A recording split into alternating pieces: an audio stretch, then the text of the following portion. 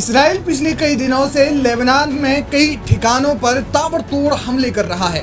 Israeli हमलों में अब तक 700 से ज्यादा लोगों की मौत हो चुकी है, जबकि हजारों घायल हैं। इसराइल लेबनान पर अब तक 2000 से ज्यादा एयर स्ट्राइक कर चुका है। हिजबुल्लाह भी इसराइल के उत्तरी हिस्से में कई शहरों पर मिसाइलें दाग रहा है, जिससे इसराइल की हालत भी खराब है। हालांकि अधिकांश मिसाइलों को इसराइली सुरक्षा बल हवा में ही ध्वस्त कर देते हैं। इस बीच ईरान समेत दुनिया भर के कई हिस्सों में कट्टरपंथी इस बात की चर्चा कर रहे हैं कि जिस सशस्त्र हिजबुल्लाह लड़ाकों को ईरान दशकों से मदद करता रहा है, जिसे ट्रेनिंग से लेकर धन और हथियार तक मुहैया कराता रहा है, वो इसराइल के खिलाफ जंग में हिजबुल्लाह की मदद आखिर क्यों नहीं कर रहा है। ईरान की ये रहस्यमय चुप्पी वैसी परिस्थितियों में कौतूहल पैदा कर रही है जब इसराइली पेजर अटैक में ईरानी राजदूत मुस्तफा अमानी भी घायल हो चुके हैं। ईरान ने इस पेजर अटैक का आरोप इसराइल पर तो लगाया, लेकिन इसका बदला लेने जैसी कोई सार्वजनिक प्रतिक्रिया या धमकी नहीं दी, जबकि हमास के दौरान कई बार ईरान खुलकर इसराइल को धमकियां दे चुका है। हालांकि इससे पहले जब इसराइल ने अप्रैल में सीरिया की राजधानी दमिश्क में ईरानी दूतावास पर हमला किया था, जिसमें IRGC के 8 कमांडर मारे गए थे, तब ईरान ने तुरंत जवाबी हमला किया था और इसराइल पर सैकड़ों ड्रोन और मिसाइलों से हमला किया था।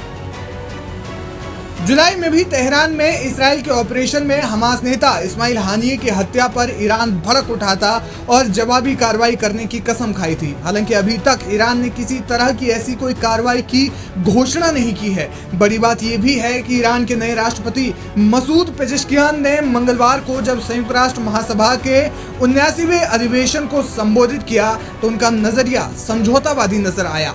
उन्होंने अपने पूर्ववर्ती राष्ट्रपतियों की तुलना में कट्टरपंथी भावना और विचार से परहेज किया और ऐसा कोई बयान नहीं दिया। उन्होंने कहा कि हम सभी के लिए शांति चाहते हैं और किसी भी देश के साथ हमारा संघर्ष का कोई इरादा नहीं है। हालांकि गजा पर इजरायली हमले की उन्होंने घोर निंदा की और कहा कि लेबनान पर हमले का जवाब दिया जा सकता है। BBC की एक रिपोर्ट में कहा गया है कि मौजूदा परिस्थितियों में ईरान के अधिकारी और IRGC के कमांडर भी हिजबुल्लाह के खिलाफ इजरायली कार्रवाई का बदला लेने की मंशा जाहिर करते समय संयमित रुख अपना रहे हैं। बता दें कि 1980 के दशक में ईरान ने हिजबुल्लाह की स्थापना में बड़ी मदद की थी, जिसके बाद हिजबुल्लाह को वो हथियार से लेकर धन भी मुहैया कराता है और कहा तो ये भी जाता है कि हिजबुल्लाह के लड़ाकों की ट्रेनिंग भी ईरान में ही होती है।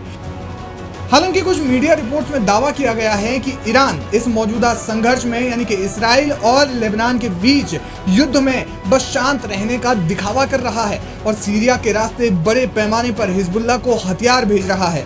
इजरायली मीडिया आउटलेट कान 11 न्यूज ने गुरुवार को बताया कि इसराइल ने सीरिया के रास्ते हिजबुल्लाह को हथियार तस्करी करने के ईरान की बढ़ती कोशिशों की पहचान की है। अनुमान है कि सीरिया में हवाई अड्डों पर हमलों के बाद हिजबुल्लाह अब जमीन के रास्ते हथियारों की तस्करी में जुटा है। बहरहाल कारण जो कुछ भी हो, लेकिन ईरान की रहस्यमय चुप्पी कहीं न कहीं दुनिया की दुखदुखी बढ़ा रहा है। गुरुवार को ही IDF ने लेबनान में हिजबुल्लाह को हो रहे हथियारों के ट्रांसफर को रोकने के लिए लेबनान और सीरिया के बीच सीमा चौकियों पर जोरदार हमला किया था। इस दौरान इजरायली वायुसेना के कमांडर जनरल टॉमर बार ने टेल नोफ एयरबेस पर तैनात सैनिकों और कमांडरों के साथ इस मुद्दे पर बातचीत की कि किसी भी सूरत में हिजबुल्लाह को ईरान से मिलने वाले हथियारों की सप्लाई रोकी जाए, क्योंकि हिजबुल्लाह रॉकेट और मिसाइल की भारी कमी का सामना करना पड़ रहा है। लेकिन सवाल यह है कि ईरान आखिर सहमा क्यों है।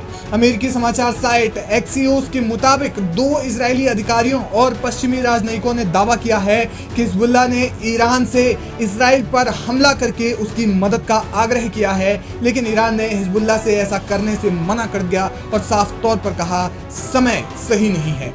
दरअसल इस्लामी गणराज्य ईरान फिलहाल खुद संकटपूर्ण स्थिति में है। उसे चिंता है कि इजराइल पर हमला करने से न केवल मिडिल ईस्ट में तनाव भड़केगा, बल्कि अमेरिका उसके खिलाफ और कठोर कार्रवाई कर सकता है। इससे ईरान और मुश्किल में फंस सकता है। अमेरिकी प्रतिबंधों और घरेलू अशांति के कारण पहले से ही ईरान अर्थव्यवस्था के संकट में है।